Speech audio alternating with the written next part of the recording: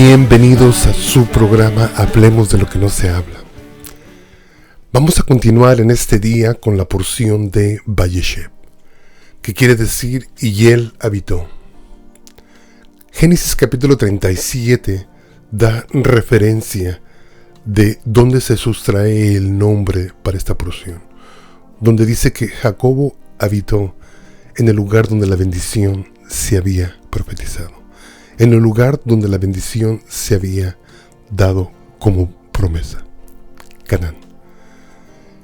Regresa y habita ahí. Después de 20 años de estar en el exilio, regresa al lugar donde la mayoría de los acontecimientos bíblicos se llevan a cabo. Para iniciar este segundo programa de Vayeshev, vamos a recordar que este capítulo habla bastante sobre la vida de José. Cuando nosotros nos enfocamos en la vida de José, podemos darnos cuenta la similitud, los paralelos que existen en la vida de José y la vida de Moshiach, la vida de Jesús, la vida de Yeshua. En este programa yo quiero hacer un recuento, quiero parafrasear de lo que es Génesis capítulo 37, versículo 12, hasta el último versículo donde concluye, que es el versículo 36. Son exactamente 24 versículos. 24 versículos que relatan la tragedia que marcó la vida de José. Parafraseo. Dice que en aquel momento Israel, que por primera vez se menciona su nombre como Israel y ya no como Jacob, dice que llama a su hijo Jacob y lo envía a visitar a sus hermanos que estaban apacentando las ovejas en otro pueblo. Recordemos que en aquellos tiempos el apacentar ovejas consistía en sacarlas por largos días y quizás eran semanas antes de que las ovejas pudieran regresar al redín para ser guardadas en el campamento de aquellos hombres. Y José fue enviado a visitar a sus hermanos a un pueblo cercano llamado Siquén. La respuesta que dio José a su padre nos recuerda una respuesta que dio el profeta Isaías en su libro después de recibir una visión. Cuando Israel, Jacob, envía a José, José inmediatamente le dice: heme aquí. Y eso nos da a luz a las palabras que también fueron mencionadas siglos después a través de las del profeta Isaías.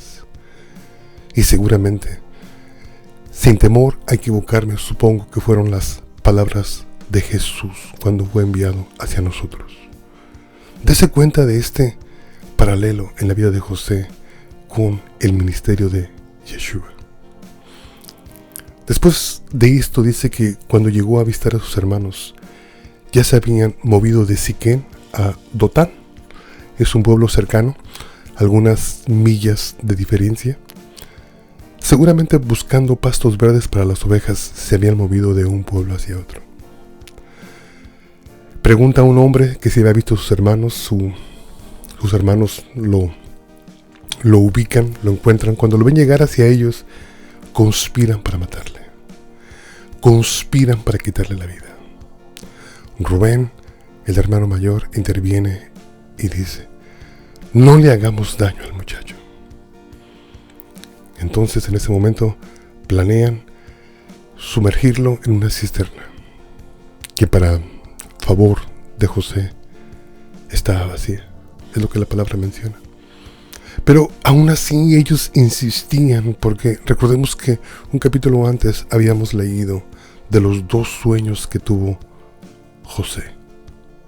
José, a través de esos 2 sueños que había recibido de parte del Eterno, el Señor lo había seleccionado, el Señor lo había escogido para poder rescatar a toda su familia. Y para que eso sucediera, tenía que llevarlo a Egipto, para que su familia pudieran subsistir en una hambruna que se venía años después. Algo que quiero remarcar de capítulo 37, todos aquellos que les gusta leer la porción de la Torá, nos podemos dar cuenta que en todos estos intentos que hubo de asesinato contra José de parte de sus hermanos, hay algo que me llama la atención. Que José nunca abrió su boca. Pero déjeme honrar la palabra a través de al menos leer unos cuantos versículos. ¿Qué le parece? Inicio en el versículo 25 de Génesis 37. Y dice: y se sentaron a comer pan, y alzaron los ojos y miraron, y he aquí una compañía de ismaelitas que venían de Galaad, y sus camellos traían aromas, bálsamo y mirra, e iban a llevarlo a Egipto. Entonces Judá dijo a sus hermanos: ¿qué provecho hay en que matemos a nuestro hermano y encubramos su muerte? Venid y vendámosle a los ismaelitas, y no sea nuestra mano sobre de él, porque él es nuestro hermano, nuestra propia carne. Y sus hermanos convinieron con él, y cuando pasaban los medianitas mercaderes, sacaron ellos a José de la cisterna, y le trajeron hacia arriba, y le vendieron a los ismaelitas por 20 piezas de plata, y los ismaelitas se lo llevaron a Egipto. Aquí nos podemos dar cuenta que empieza la vida de José a desarrollarse, pero empieza a través de una tragedia, a través de un intento, de un complot de asesinato contra su vida, de las personas que él menos imaginaba que le iban a hacer daño, sus propios hermanos. Y nos podemos dar cuenta, todos los que ya hemos leído este capítulo de principio a fin, que hay un dato muy curioso que quizás no muchos de nosotros hemos alcanzado a observar. Que José no abre su boca. La única vez que abrió su boca fue cuando fue enviado por su padre Jacob, Israel, para visitar a sus hermanos donde estaban apacentando las ovejas. Cuando dijo: heme aquí. Después de eso, en todos los acontecimientos que se dan en este capítulo, nos podemos dar cuenta que José no abre su boca. José no se defiende. José no ataca a sus hermanos. José no humilla a sus hermanos. José simplemente se mantiene callado. Y si hemos de remarcar los paralelos que existen entre José y Yeshua, hemos de recordar este como el más grande. Y si he de recordar ese paralelo también, quiero ponerlo como un reto para mi vida, para tu vida. Vamos a recordar Isaías 53:7, que fue el profeta que más mencionó las profecías del Mesías. Y dice así, Isaías 53:7, dice: angustiado él y afligido, no abrió su boca, como cordero fue llevado al matadero, y como oveja delante de sus trasquiladores, enmudeció y no abrió su boca. En este versículo de Isaías 53, versículo 7, nos podemos dar cuenta exactamente cuál es el paralelo entre José y Yeshua. No abrió su boca para defenderse. Al darnos cuenta que Yeshua no abrió su boca cuando la tragedia tocó su puerta, llegó a su vida. Entonces, de esos dos personajes bíblicos, yo quiero sustraer la aplicación para nuestros días. Quiero sustraer la aplicación para nuestra vida personal. Quiero sustraer el mensaje que el Eterno tiene para nosotros. La pregunta del día es: ¿debemos de defendernos cuando alguien nos está atacando?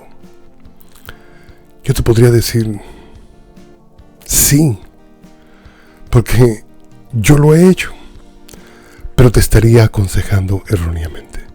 Cuando muchas de las veces nosotros procedemos a defendernos, a tomar venganza por nuestra propia mano, le estamos quitando al Señor la oportunidad de defendernos y le estamos quitando al Señor la oportunidad de que Él tome venganza por el daño hecho a nuestras personas. Y créeme, el Señor es maestro, es bueno para tomar venganza de sus enemigos.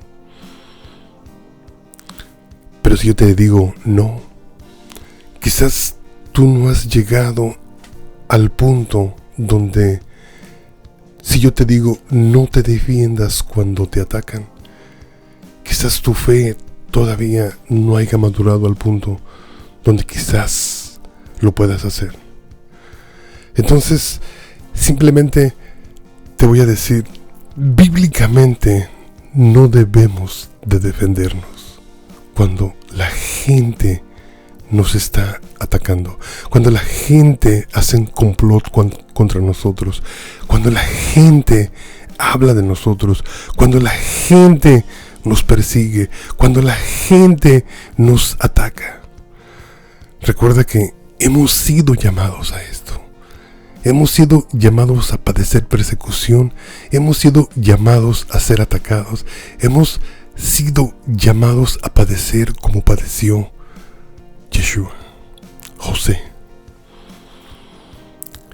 Lo más conveniente sería enmudecer en el momento en el que somos atacados. Si ese es el punto que yo debo de llevar a través de esto, debo de reconocer lo difícil que es no abrir su boca y ser llevado como oveja al matadero. Porque vivimos en tiempos donde se ha incrementado bastante la injusticia. Vivimos en tiempos donde desafortunadamente muchas veces en los lugares donde aún nos congregamos no se aplica los principios bíblicos donde se debe de mantener orden e implantar justicia. Pero déjame decirte algo muy importante. José y Jesús fueron hombres que no tan solo no abrieron su boca cuando fueron llevados hacia el matadero, pero también fueron hombres que la palabra del Señor nos dice que fueron hombres sin culpa, que es bien importante, porque también quiero hacer ese punto, porque la palabra del Señor hace ese punto.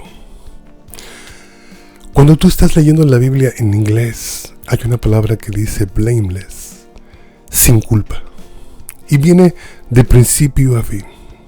Desafortunadamente, cuando la buscas en español, la concordancia bíblica no te la da de esa forma. Pero si tú la buscas como sin mancha, sí te da varios versículos que en el Nuevo Testamento Pablo aplica a nuestras vidas. Porque yo te puedo decir, hermano, no te defiendas. O sea, te puedo decir, hermano, defiéndete. Pero solamente sería el consejo de un hombre. Pero nosotros estamos aquí para recibir el consejo de la palabra del Señor. Y es a través del consejo de la palabra del Señor que yo te quiero llevar, te quiero motivar a que si tu fe todavía está en ese nivel, donde tú sientes la necesidad de no quedarte callado cuando estás siendo abusado, bueno, pues ahora con estas palabras vas a entender más lo que el Señor trata de hacer en nuestras vidas. Yo quiero que tú entiendas que estos dos personajes que estamos viendo en Génesis 37, José, y también que estamos buscando este paralelo con Yeshua, son inspiraciones para nuestras vidas, y mucho más el ejemplo de Mesías tiene que ser aplicado a nuestra vida. Déjame decirte lo que dice el apóstol Pablo en varios versículos del Nuevo Testamento. Y dice así, dice, según nos escogió en Él antes de la fundación del mundo, para que fuésemos santos y sin mancha delante de Él, sin culpa.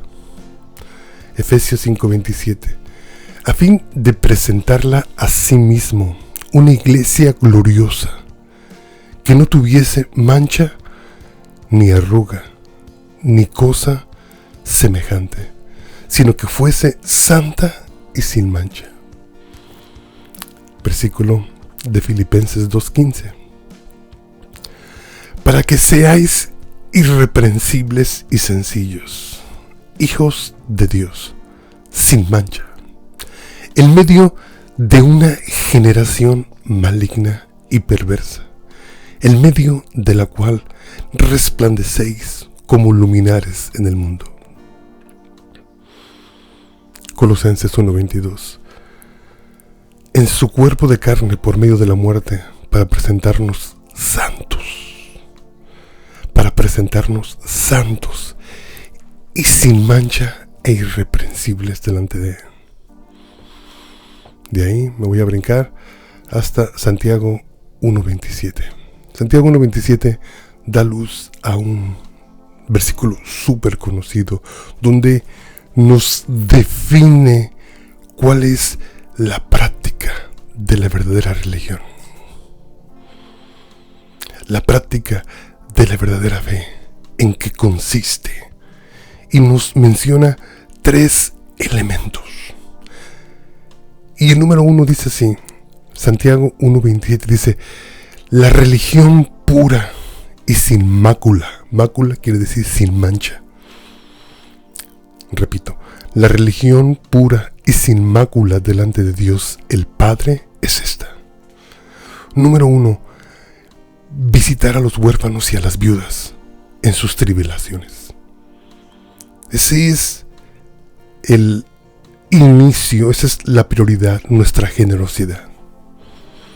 Para después viene y remarca Santiago 1:27 y dice, y guardarse sin mancha del mundo, de este mundo en el que vivimos. Hablando de cuando la tragedia toca a nuestra puerta, hablando de cuando somos agredidos, hablando de el daño que recibimos dentro y fuera de la iglesia, hablando de ese diario vivir, porque hablemos de lo que no se habla, tiene esa misión, tiene la misión de ser un programa íntegro, tiene la misión de ser un programa contemporáneo y de traer la Torá y hacerla viva en nuestros días, en nuestro diario vivir. Hablando de José y Yeshua, que como ovejas fueron llevados al matadero sin abrir su boca, Génesis 37 nos dice, no menciona que José haya abierto su boca. En toda la vida de Yeshua no abrió su boca. Isaías 53:7 nos dice que como oveja fue llamado al matadero y no abrió su boca.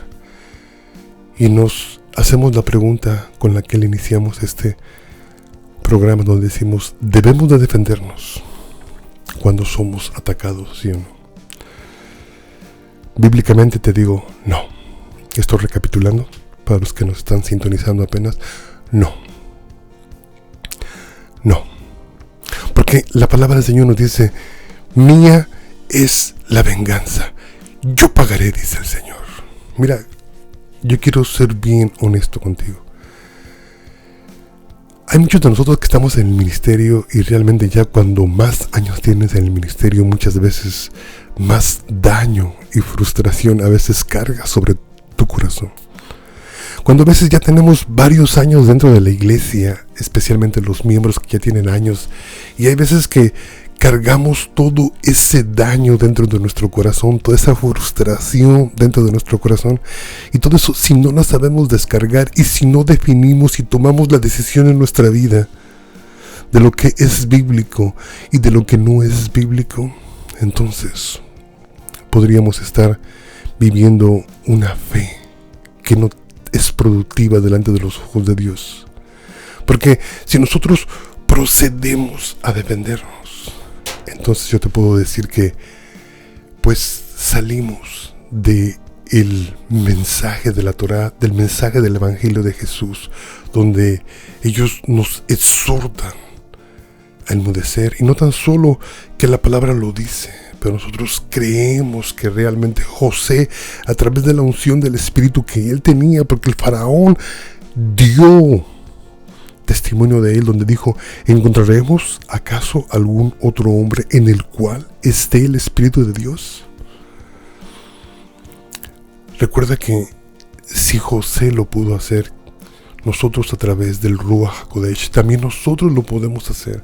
Podemos llegar a ese punto donde aprendemos a enmudecer. Podemos llegar a ese punto donde solamente nos dejamos llevar por Hashem. Realmente, todos los que hemos leído la vida de José de principio a fin nos podemos dar cuenta que este hombre, la palabra no menciona un solo error que él haya cometido. No menciona un solo momento donde este hombre haya cedido a una tentación. Y no estoy diciendo que sea un hombre perfecto. Lo que estoy diciendo es que la palabra no enmarca cosas negativas sobre su vida, porque fue un hombre sin mancha, sin culpa. Y lo que te estoy diciendo es lo que dice, lo que acabo de leer del apóstol Pablo, que viene y lo menciona y nos dice que nosotros también somos llamados a vivir sin mancha en una generación perversa como la que vivimos. Hermano, yo te exhorto en este día. Aquí quizás si no tienes la capacidad de sanar, de continuar, de detener tus labios a través de las agresiones, nos ayudes a ayudarte, o mejor dicho, o nos ayudemos todos juntos. Recuerda, el teléfono a marcar es el 214-212-7676, y estamos aquí, hermano, para apoyar, estamos aquí para orar, estamos aquí para instruir, estamos aquí para profundizarnos en el mensaje de las Escrituras. Esperamos estar siendo de bendición para ti y que el consejo de la Torá se haga vivo en tu vida en este día. Que Hashem te bendiga. Amén.